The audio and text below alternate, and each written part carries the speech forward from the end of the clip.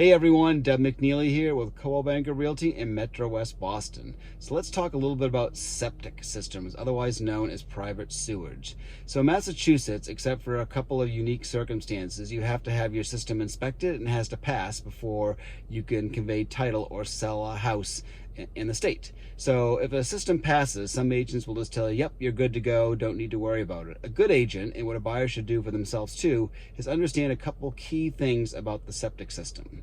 They should understand how old it is. So once a system is 25 or 30 years old, it's on the older side. So while it might have passed, when you go to sell the house, you might be on the hook for, at that point, replacing the system, which can be tens of thousands of dollars.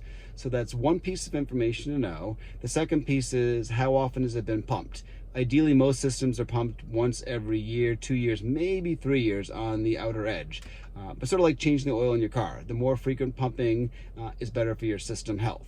And the last thing is, you want to know the system design. So systems are typically designed for a number of bedrooms. So if you have a 3-bedroom system, that property you're buying should be listed as at least a 3-bedroom house, or at a minimum, meaning if it's a 4-bedroom house with a 3-bedroom system, you need to know that. If it's a 2-bedroom house with a 3-bedroom system, that's actually a good thing, because the system then is a little bit oversized.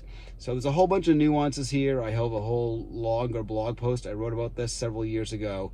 But if you're buying a house with a septic system, you definitely need to know the age of the system. You need to know how often it's been pumped. You need to know the parameters of the system design. If you have any other questions or want us to answer something else, feel free to reach out to us at metrowestbest.com.